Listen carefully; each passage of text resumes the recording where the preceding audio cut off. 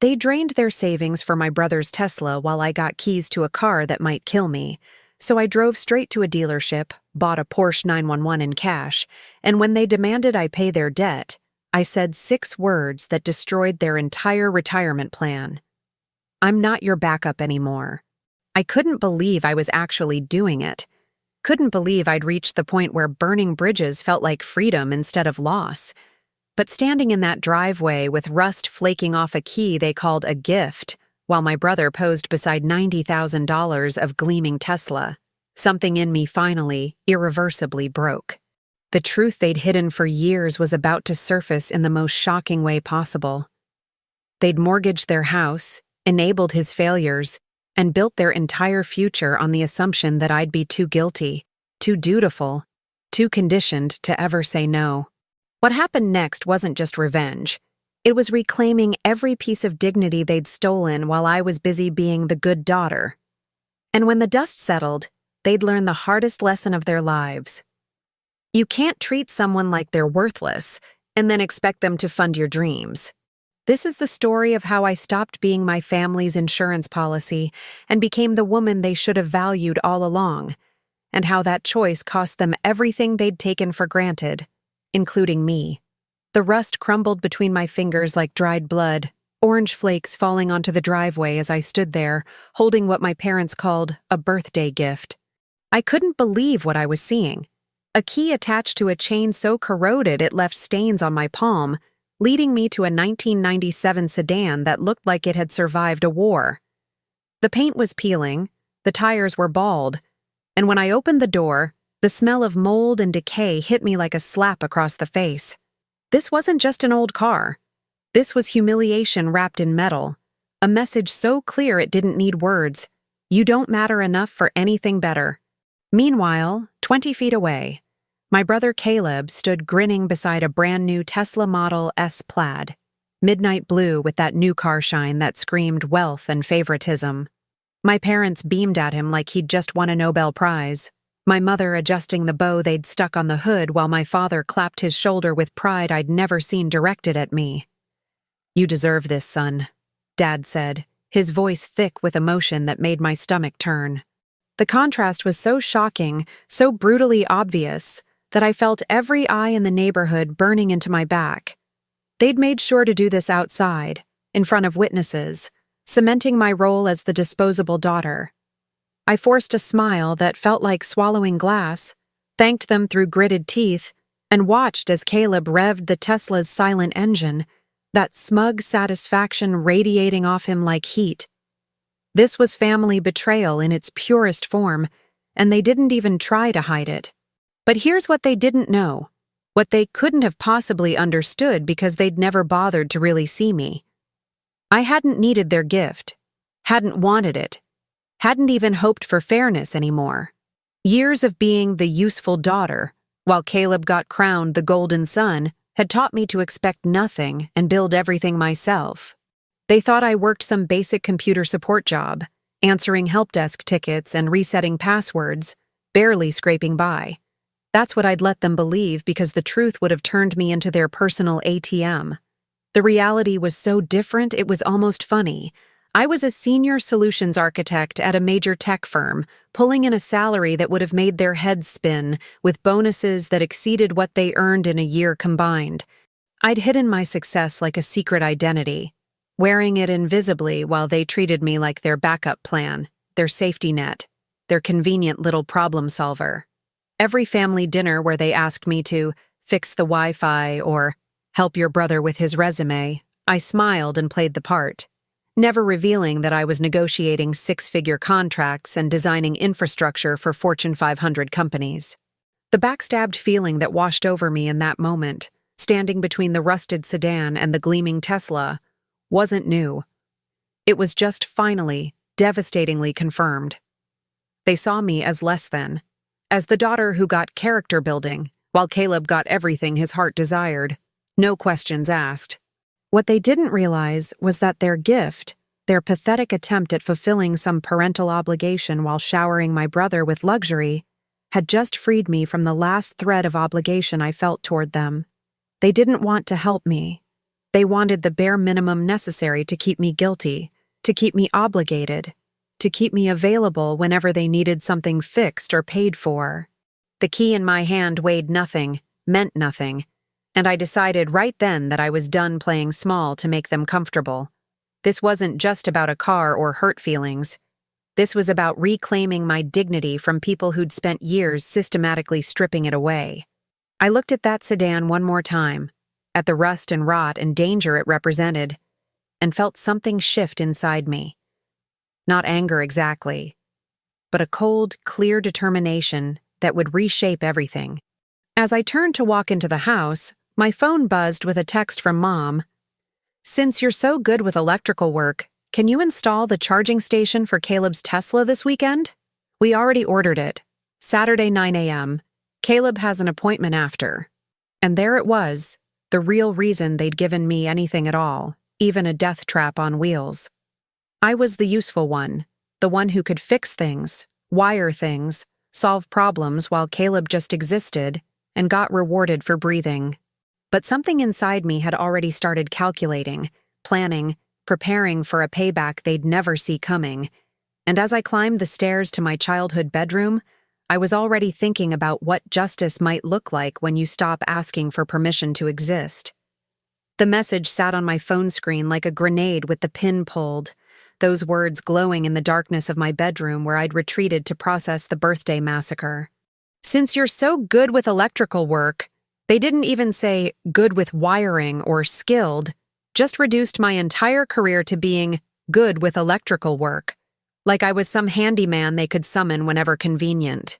The audacity of it stole my breath, that they'd humiliate me with a rust bucket in front of the whole neighborhood and then immediately hit me up for free labor on the Golden Child's luxury vehicle. This wasn't a request. This was a command dressed in family obligation, the kind of thing they'd been doing my entire life without ever questioning whether it was right. I couldn't believe they thought this was acceptable, that they genuinely saw nothing wrong with using me as their personal electrician while treating me like I wasn't worth basic respect. What burned most wasn't the task itself. In my work, I lead infrastructure projects for data centers and coordinate vendors, so I understand electrical systems and standards. I've overseen installations far more complex than a residential wall connector, which meant I could handle a Tesla charging station easily. It was the assumption, the bone-deep certainty they had that I'd say yes, that I'd swallow my humiliation and show up with tools to serve my brother's needs, because that's what I always did. "We already ordered it," Mom had written, not even pretending to ask, just informing me of my weekend plans like I was an employee on their schedule. The charging station probably cost more than that piece of garbage they'd given me, and they expected me to install it for free, with a smile, while Caleb sat inside playing video games or scrolling through his phone. This was the pattern of my whole life compressed into one text message. They take, I give. They shine, I facilitate. They matter. I'm useful. But the most shocking part was how clearly it revealed their mental map of who I was. A daughter who existed in their minds as a collection of services, rather than a person with her own life, career, or boundaries. They had no idea I was making calls worth millions, that companies flew me to conferences, that my expertise was valued and compensated at levels they couldn't imagine. In their heads, I was still the girl who'd majored in computer science and ended up doing tech support stuff, barely getting by, always available, never too important to drop everything. The lie I'd maintained for years had worked too well, and now I was trapped in this performance where they felt entitled to my time, skills, and energy without ever offering basic appreciation, let alone compensation. The infidelity of it, not romantic but familial, cut deeper than any cheating spouse could have managed.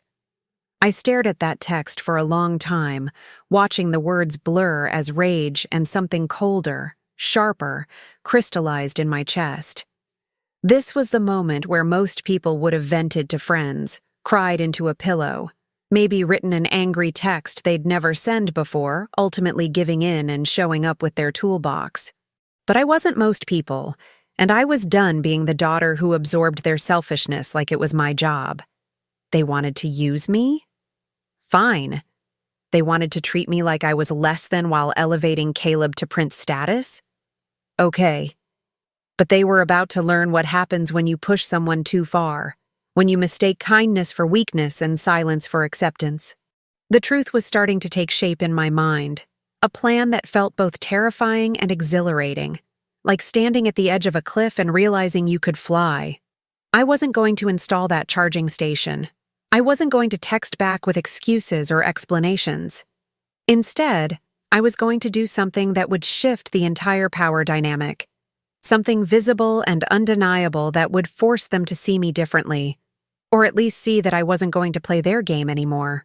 My phone buzzed again, probably Mom following up with more details about the charging station installation, but I didn't even look. I was already pulling up my banking app, checking my available balance, calculating what kind of statement I could make with the wealth they didn't know I had. Because here's what they'd failed to understand in all their years of treating me like the backup plan. I didn't need them anymore, hadn't needed them for a long time, and the only reason I'd tolerated their treatment was some outdated sense of family loyalty that tonight had finally, completely died. The vengeance forming in my mind wasn't about screaming or dramatics. It was about showing them, in a language they'd understand, money, status, visible success, that they'd made a catastrophic mistake in assuming I was powerless. And as I screenshot that message for future reference, saving the evidence of their casual exploitation, I felt something like peace settling over me, the calm that comes right before you burn down everything familiar and start building something better from the ashes. Sleep didn't come that night. Just hours of staring at the ceiling while my mind replayed every moment they'd chosen Caleb over me. Every time they'd dismissed my achievements while celebrating his mediocrity. By the time morning light crept through my window, I'd made a decision that felt both insane and absolutely necessary. I was going to the Porsche dealership, and I was going to buy a car that would shatter their entire narrative about who I was. The thought sent adrenaline rushing through my veins, that intoxicating mix of fear and power that comes when you're about to do something irreversible. I got dressed carefully, professionally, choosing clothes that reflected my real life instead of the downsized version I performed for family, and as I looked in the mirror, I barely recognized the woman staring back. Sharper, colder, ready to reclaim what had been stolen piece by piece over the years. The drive to the dealership felt surreal, like I was watching myself in a movie where the underestimated character finally snaps and takes back her dignity. I'd researched Porsche 911 models obsessively through the night, knew exactly which configuration I wanted, had my financing pre-approved. Though I planned to pay cash because the impact would be cleaner, more shocking, more undeniable. They thought I worked support, barely scraped by, needed their rusty sedan because I couldn't afford better. I was about to spend more on a car than they'd spent on their house down payment, and the karma of that reversal tasted sweet before I'd even walked through the dealership doors. This wasn't just about buying luxury. It was about creating a visible, permanent symbol that I was done being invisible, done being the daughter they could use and dismiss in the same breath. The salesman's face when I walked in was predictable. Polite but dismissive, the look that says, "You're probably just browsing." Until I named the exact model, specs, and color I wanted and asked about immediate availability. His demeanor shifted so fast it was almost comical. Suddenly I was "ma'am," and "let me get my manager," and being escorted to a private office where they handled serious buyers. Within an hour, I was signing paperwork for a guard's red Porsche 911 Carrera, the kind of car that announces itself before it enters a room, the kind of statement that can't be ignored or explained away. The price tag made my heart race, not because I couldn't afford it, but because I was choosing myself in a way I never had before, investing in my own joy and freedom instead of saving for some future emergency that always seemed to involve helping family. As the transaction processed, I sat in that leather chair feeling layers of old identity peeling away, that useful daughter persona dissolving like sugar in water. I couldn't believe I was actually doing this, that I'd signed the papers in less than 12 hours from that birthday humiliation. But it felt right in a way nothing had felt right in years. I had investments, a healthy emergency fund, Zero debt. This purchase wouldn't break me financially. What had been breaking me was continuing to diminish myself for people who saw me as a resource, not a person. The self-worth they'd systematically undermined was flooding back, reclaiming space in my chest that had been hollow for so long I'd forgotten what fullness felt like. Every signature I wrote was an act of rebellion, every document a declaration of independence from people who'd valued me so little they gave me a car that might literally kill me while financing luxury for my brother. But even in that moment of triumph, my brain, trained by years of solving complex problems, started working another angle. How had they afforded a Tesla Model S Plaid? The base price alone was over $90,000, and knowing my parents' financial situation, they shouldn't have had that kind of cash just sitting around. They'd made comments over the years about retirement savings being tight, had asked me for small loans they never repaid, like that $2,000 for Caleb's emergency that vanished without a trace, and had that perpetual air of people stretching to maintain appearances. Dad's comment at the party echoed in my mind. We found a way to make it work. Something didn't add up, and I couldn't shake the feeling that their way was going to become my problem eventually. The dealership manager explained I could pick up the car in 3 days once final prep was complete, and I agreed, already planning how I'd use that time. As soon as I got home, I opened my laptop and started digging. I have access to public record databases and know how to navigate county clerk and court filing systems. It's part of due diligence in my work. 20 minutes and several searches later, my stomach dropped. Property records, court judgments, business filings. It all came together in a pattern so disturbing I had to read it twice to believe it. They hadn't saved for the Tesla. They'd mortgaged our family's future. What I found made my blood run cold. That special kind of shock that comes when you discover the people you thought you knew are capable of things you never imagined. They hadn't saved for the Tesla. They'd taken out a home equity line of credit, a HELOC for $150,000 at interest rates that made me wince, essentially gambling their house on their ability to pay it back. And the worst part? The records showed a recent judgment lien against Caleb for business debts, meaning my brother had fucked up so badly that creditors were coming after him legally, and my parents had used their home, their retirement security, to bail him out and buy him a luxury car like nothing was wrong. The betrayal expanded, grew teeth, became something darker than simple favoritism. This was financial insanity, and somehow I knew they expected me to clean it up eventually. The Porsche delivery day arrived like Christmas morning for someone who'd never gotten presents. The dealership calling to confirm that my guard's red 911 was ready for pickup. I'd spent the intervening days in a strange fugue state, going through work motions while my mind spun with the implications of what I'd discovered about my parents' finances. They'd mortgaged their future for Caleb, literally put their home at risk, and I knew with the certainty that comes from years of pattern recognition, that eventually they'd come to me expecting a bailout. During those 3 days, I'd been taking Ubers and borrowing a colleague's car, and I knew my parents assumed I was stuck relying on their gift, maybe even desperate enough to come begging for rides. But today wasn't about their mess. Today was about me pulling up to their house in a car worth more than their annual income, about watching their faces when they realized the daughter they'd underestimated was actually the most successful person in the family. The anticipation felt electric, dangerous, like I was about to detonate something that couldn't be unexploded. Driving that Porsche off the lot was pure ecstasy, the engine purring with barely contained power, the leather interior smelling like money and possibility, every detail screaming quality in a way that made my parents' gift feel even more insulting by comparison. I took the long way home, letting myself enjoy the experience, the stares from other drivers, the way the car handled curves like it was reading my mind. This wasn't just transportation. This was armor, a statement piece, a weapon I could wield in the social battlefield of family dynamics. When I finally pulled onto my parents' street, driving slowly enough for neighbors to notice, I felt that delicious mix of nervousness and vindication. I was about to shatter their comfortable delusions, and there was no going back from what happened next. The moment I turned into their driveway, I saw them on the porch, and the shock on their faces was worth every penny I'd spent. Dad's jaw actually dropped, Mom's eyes went wide, and Caleb, who'd been lounging in a chair scrolling his phone, sat up so fast he almost dropped it. I parked right next to the rusty sedan they'd given me, the visual contrast so stark it was almost funny. Decay versus perfection, neglect versus investment, their perception versus my reality.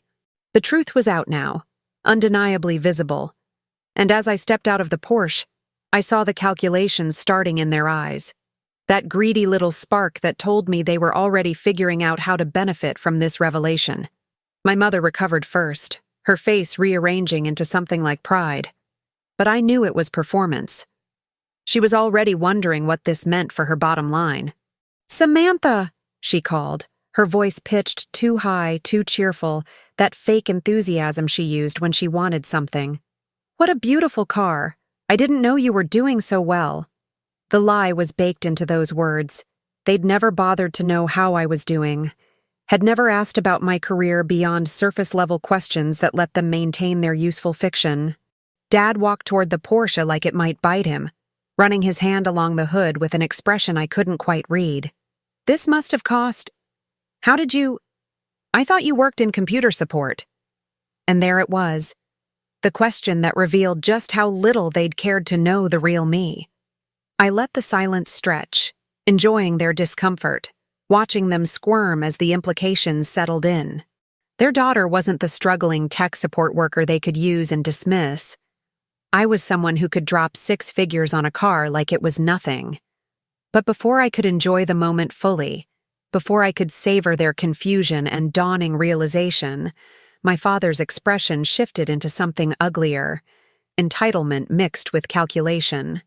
"Well, this is quite a surprise," he said, his tone hardening. "I suppose this means you can help us out with some expenses we've been managing. That Tesla for Caleb put us in a bit of a bind, and since you're clearly doing so well..."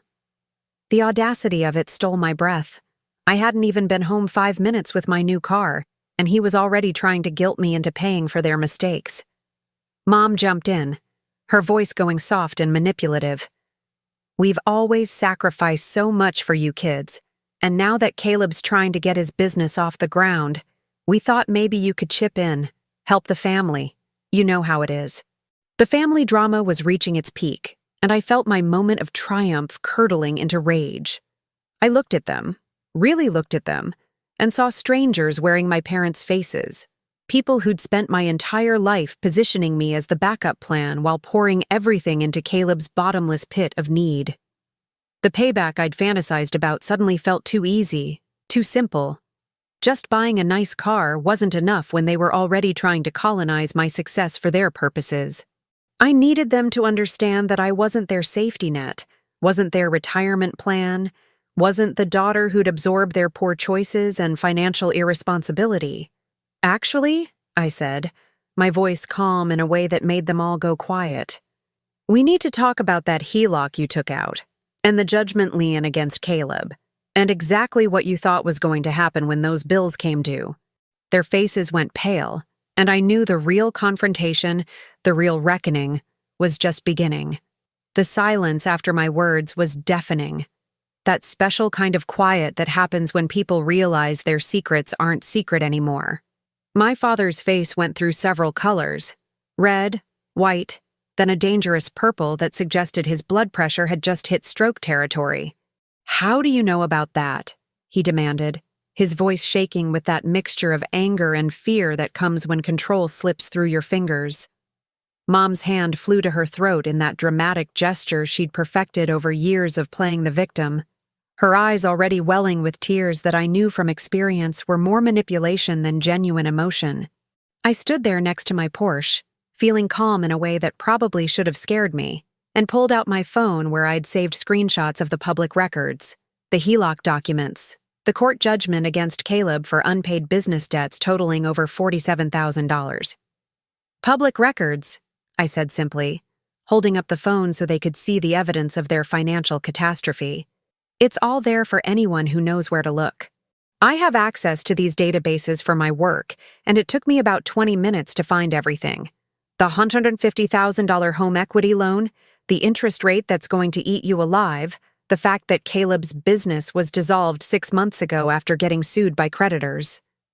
I watched Caleb's face go slack with shock. He hadn't expected me to do homework, hadn't prepared for a version of his sister who came armed with facts and documentation. The humiliation of being exposed in front of his parents, of having his failures laid bare by the sister they'd always treated as less than, was written all over his face. So when you say you put yourself in a bind buying him a Tesla, what you mean is you mortgaged the house to pay off his debts, and then decided he deserved a luxury car as a reward for failing spectacularly. Dad's mouth opened and closed like a fish drowning in air, searching for words that wouldn't come, while Mom shifted tactics with the speed of someone who'd been lying her whole life. "We were going to tell you," she said, her voice dripping with false sincerity. "We just didn't want to burden you when you were struggling with your little job." Little job. The words hung there like a slap, revealing exactly how much contempt was baked into their understanding of my life. "But now that we see you're doing better than we thought, surely you can understand that family helps family. Your father and I aren't getting any younger, and we need to think about retirement. We were counting on you to understand, to step up, to be the responsible one like you've always been." The manipulation was so transparent it was almost impressive, the way she tried to frame their exploitation as my duty, their irresponsibility as my problem to solve. "Counting on me," I repeated, tasting the words, feeling the weight of years of being their plan B, their backup, their safety net they'd never appreciated. "You mean the retirement plan you mentioned to Aunt Carol last Christmas? When you told her, 'We have Samantha,' like I was a stock portfolio you'd invested in?" The shocked look on Mom's face told me she hadn't realized I'd overheard that conversation, that casual dismissal of my entire existence as nothing more than their financial insurance policy. "Let me be crystal clear about something. I'm not paying a single cent toward that HELOC, or Caleb's debts, or the Tesla you bought him, or your retirement, or anything else you've convinced yourselves I owe you. I've spent my entire life being the useful daughter while you poured everything into the golden sun, and I'm done. Completely, utterly, finally done." The shock on their faces was gratifying in a way I hadn't anticipated. That pure disbelief that comes when someone you've controlled refuses to play their role anymore. "You can't be serious," Dad sputtered, his voice rising. "After everything we've done for you, all the sacrifices." "What sacrifices?" I cut him off, my voice sharp enough to draw blood. "You gave me a rust bucket that might kill me while buying Caleb a Tesla. You demanded I install his charging station for free. You've borrowed money from me over the years that you've never repaid. You've used me as tech support, electrician, problem solver, and backup plan, without ever once treating me like I mattered as much as him. So please, tell me about these sacrifices, because I'm genuinely curious what you think you've done that entitles you to my money now." The justice of speaking these truths out loud, of finally naming the pattern they'd spent decades denying, felt like oxygen after years of suffocation. But they weren't done yet. People who've spent a lifetime manipulating don't give up after one confrontation. "Fine," Mom said, her tears drying up with suspicious speed, her voice going cold and calculating. "If that's how you want to be, then maybe we need to have a family meeting with everyone present.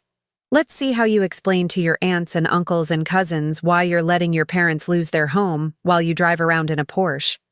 Let's see how that makes you look." And there it was, the nuclear option, the threat to weaponize the extended family against me, to use shame and social pressure to force my compliance. They were planning to use public humiliation as leverage, and I could see the strategy taking shape in their eyes. Throw a barbecue, invite everyone, corner me in front of witnesses, make me look like the selfish daughter who abandoned her struggling parents. The revenge they were plotting was written all over their faces, but what they didn't understand was that I'd stopped playing by their rules, and their weapons didn't work on someone who'd already decided to burn it all down. Mom's family barbecue announcement came via text 2 days later, dripping with passive-aggressive cheerfulness that barely masked the trap being set. We'd love to celebrate both our kids' success. Please come this Sunday at 2 p.m. Everyone will be there. The group message included my aunts, uncles, cousins, the whole family network. They were activating like sleeper agents, turning what should have been a private conflict into a public spectacle. I could read the strategy like a blueprint: surround me with family in their territory, make me look ungrateful and cruel in front of people who didn't know the full story, use social pressure and shame to force me into compliance. They were betting on my silence, on my desire to avoid conflict, on the good daughter programming they'd spent years installing. What they didn't realize was that I'd already decided silence was violence against myself, and I was done protecting their image at the expense of my truth.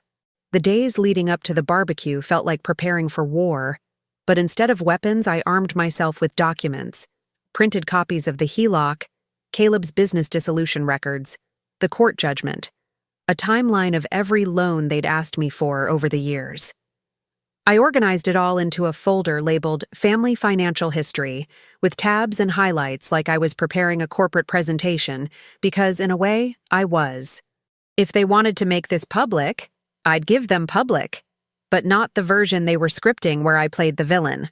The shocking part was how calm I felt, how clear-headed, like I'd spent years drowning and had finally decided to swim for shore instead of trying to save people who were pulling me under. This wasn't about revenge anymore. It was about liberation, about refusing to let their narrative define my reality. Sunday arrived with perfect weather, sunny, warm, the kind of day that made lies easier to tell and harder to hide from. I dressed carefully, professionally, but not ostentatiously, and drove the Porsche because subtlety had never been my parents' strong suit anyway. When I pulled up, the driveway was already crowded with cars, relatives milling around the backyard with beers and curiosity, and I could feel the energy shift when they spotted my 911. Whispers, stares, that hungry interest people get when they sense drama coming.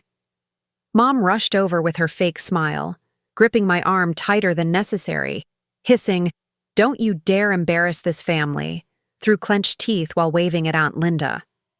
The betrayal of that moment, being threatened at what was supposed to be a celebration, crystallized everything I needed to know about what came next.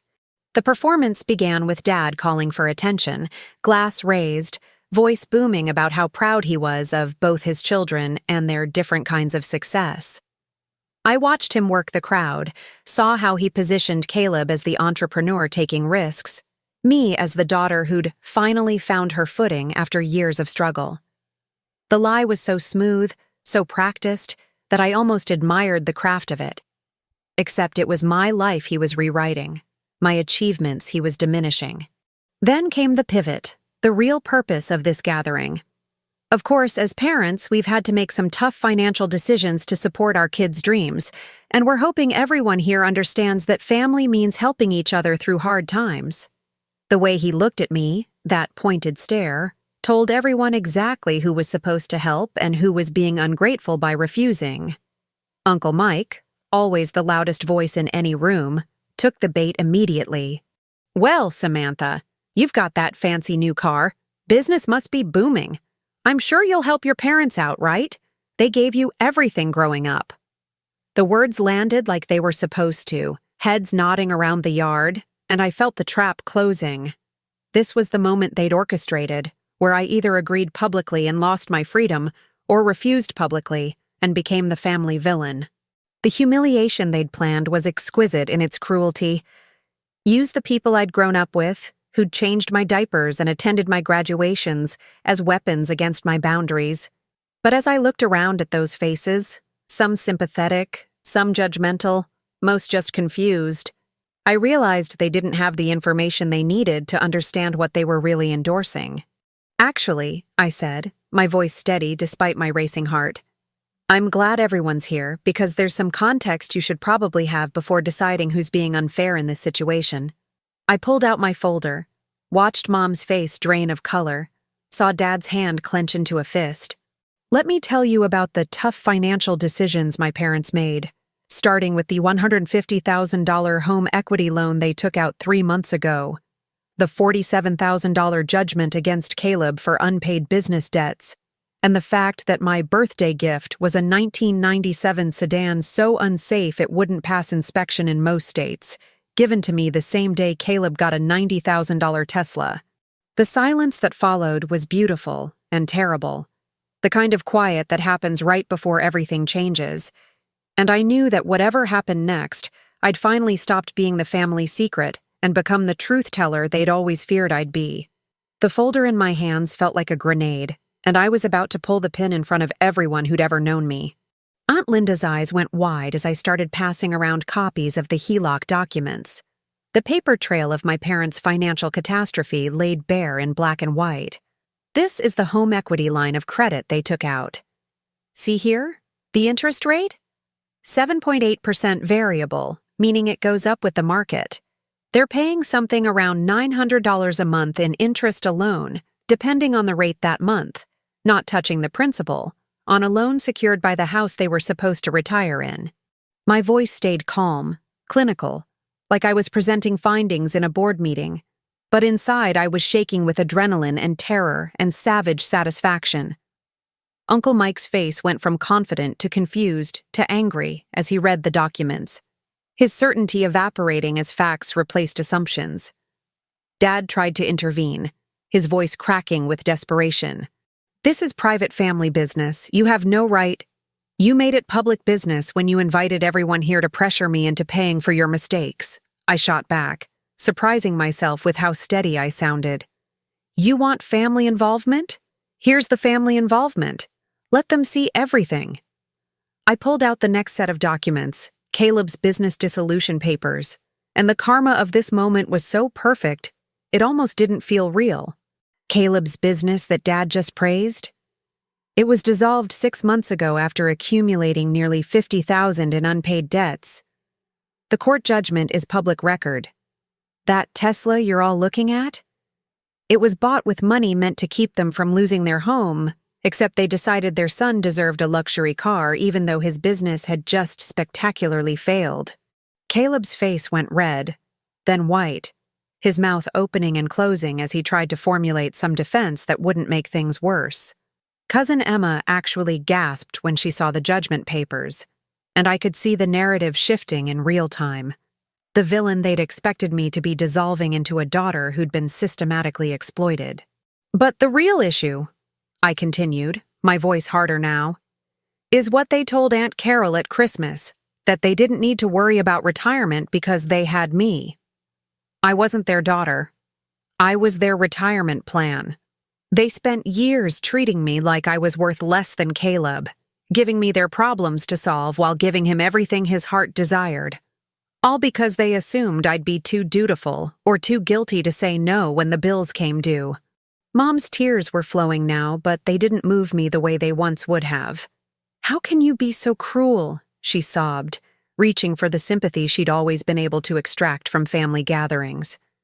"We made mistakes, but we're your parents. We love you. You love that I'm useful," I corrected.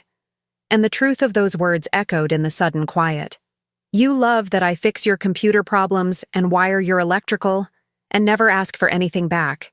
You love that I stayed quiet when you gave Caleb the better bedroom, the better Christmas gifts, the college fund I never got. You love that I made myself small enough to fit into the supporting role you cast me in, but you don't actually love me, because if you did, you would have seen what you were doing all these years." The shocked faces around me confirmed what I'd suspected. Most of them hadn't known, hadn't realized the extent of the favoritism, hadn't understood the pattern. But not everyone was convinced. Uncle Mike shifted uncomfortably. "Look, I hear you, but they're still your parents. Family takes care of family." And Aunt Carol murmured, "This is uncomfortable, but airing it out like this..." I could see some people wavering, caught between the facts I'd presented and old loyalties. It was Aunt Linda, who'd always been the most direct family member, who cut through the noise. Is this true? The different treatment? The expectation that she'd pay for everything? She looked at my parents with something like disgust, and I saw the social protection they'd counted on starting to crumble. Dad tried to recover. We did the best we could with what we had, And yes, maybe we made some mistakes, but Samantha has always been more capable, more independent. Caleb needed more support. Caleb needed accountability, I interrupted, not a Tesla. And I needed parents who saw me as more than a backup plan. The weight of finally saying these things out loud, in front of witnesses who mattered, felt like shedding skin I'd been trapped in for decades. This wasn't just confrontation, it was exorcism, casting out the ghost of the obedient daughter I'd been trained to be. The barbecue was dying around us, people clutching their drinks with uncomfortable faces, the festive atmosphere curdled into family therapy session from hell. "So here's what's going to happen," I said, my voice carrying that tone I used in executive meetings when decisions were final. "I'm not paying a single cent toward that HELOC, or Caleb's debts, or the Tesla, or anything else you've decided is my responsibility. You made these choices. You deal with the consequences. I'll have a relationship with you if and when you're ready to treat me like a person instead of a resource. But my wallet is permanently closed." The justice of drawing that boundary, of naming it clearly in front of everyone who'd been recruited to break it, felt like taking my first real breath in years.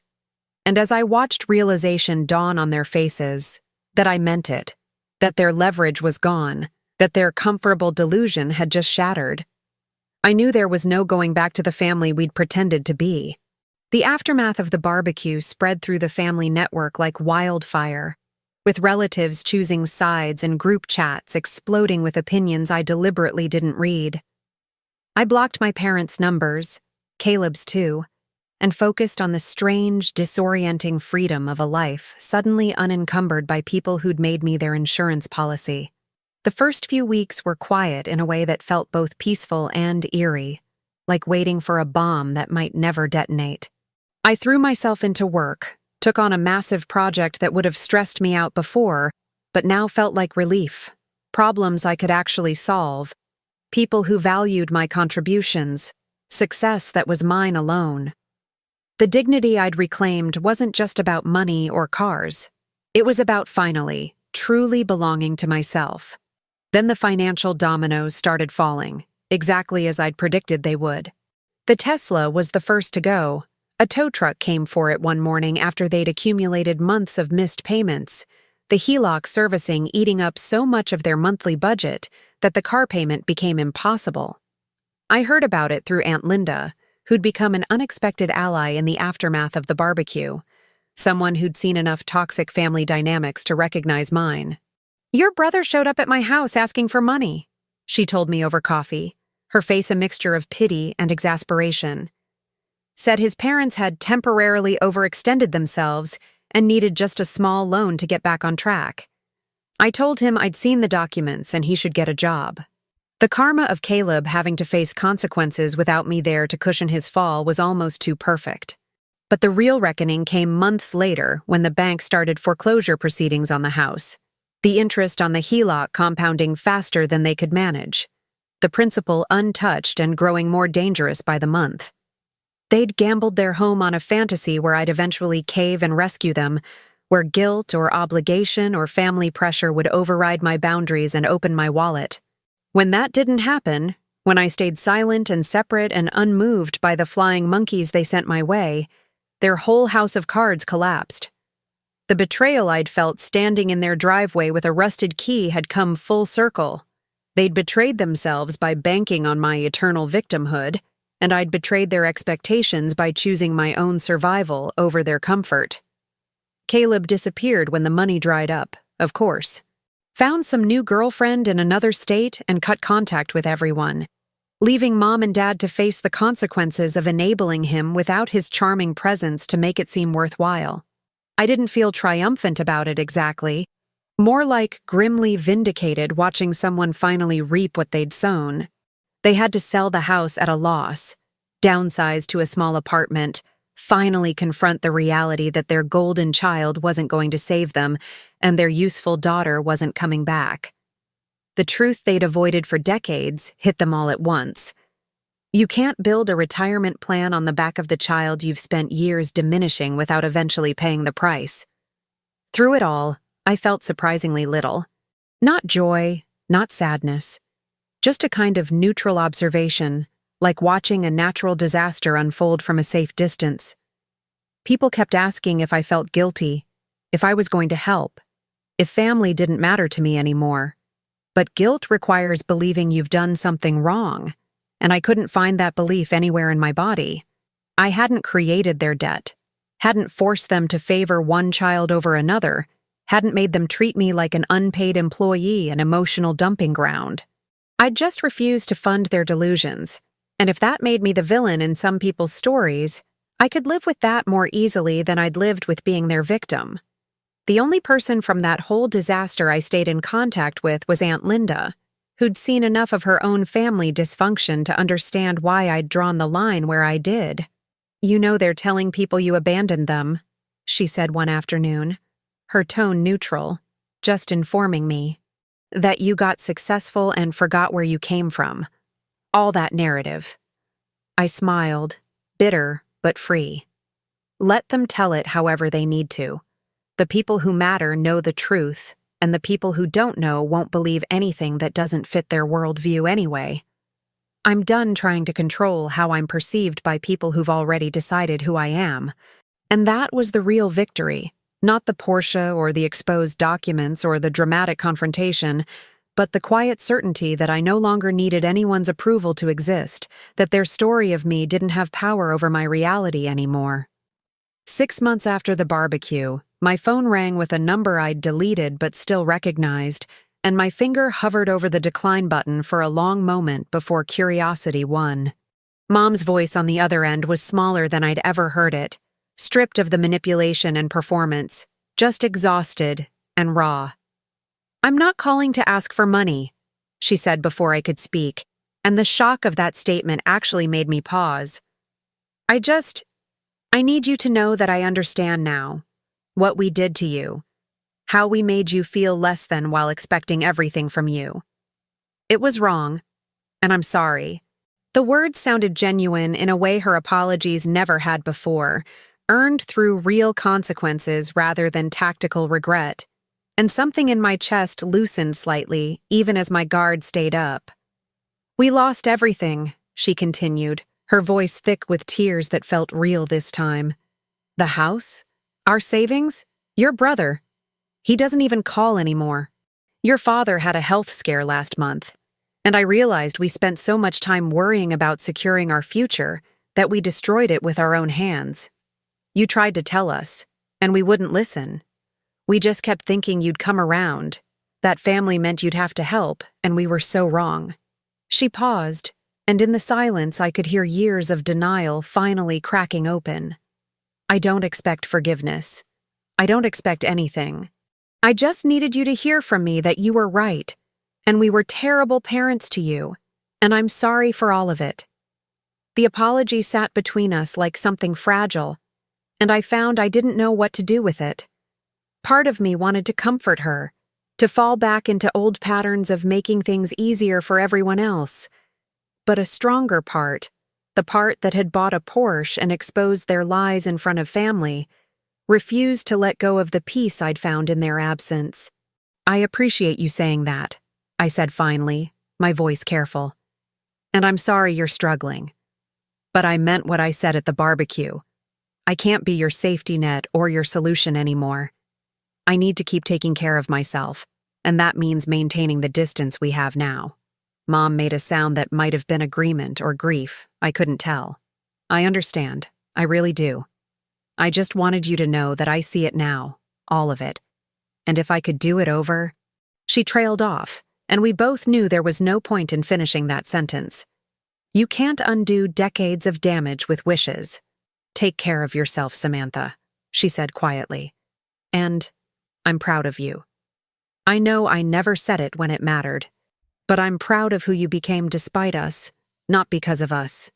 The line went dead, and I sat there with my phone in my hand, feeling like I'd just witnessed something ending, not with drama or fireworks, but with the quiet acknowledgement that some things break too badly to fix. I didn't call back, didn't reach out, didn't soften my boundaries despite the part of me that ached at her words. The truth was, I'd built a life without them that worked better than anything I'd had before, A life where my value wasn't measured by my usefulness, where my success was mine to enjoy without guilt, where I didn't wake up dreading the next crisis I'd be expected to solve. They'd spent so much energy positioning me as the backup plan that they'd never considered what would happen if the backup plan walked away. And now they knew.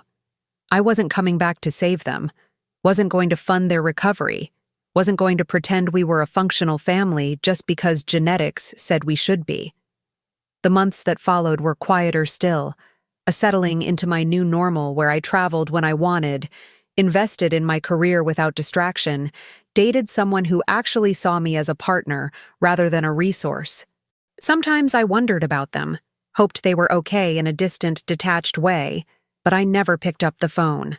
The reclaiming of my dignity, my self-worth, my entire identity separate from their needs, that was worth more than any relationship built on the quicksand of obligation. They'd taught me a valuable lesson, even if they'd taught it accidentally. When people show you who they are repeatedly, believe them. And when they show you what they think you're worth, show them what you're worth to yourself. And sometimes, the greatest act of love you can perform is walking away from people who've made you smaller, even when they're family, especially when they're family. So here's my question for you. Have you ever been the useful one in your family? The person everyone takes for granted until they need something, then suddenly you're essential? Have you ever watched someone get everything handed to them while you had to fight for scraps of recognition? Drop your story in the comments. I want to hear about the moment you realized you were someone's backup plan, and more importantly, what you did about it. Did you set boundaries? Did you walk away? Are you still stuck in that pattern, reading this and wondering if you have permission to choose yourself? Because here's what I learned the hard way. Family can be the people who raise you, or family can be the people who see your value and treat you accordingly, and sometimes those aren't the same people. Tell me, what would you have done in my situation? Would you have helped them after everything, or would you have drawn the same line I did? And if you've ever been made to feel guilty for having boundaries with people who didn't respect yours, share that too. The comments section isn't just for storytelling.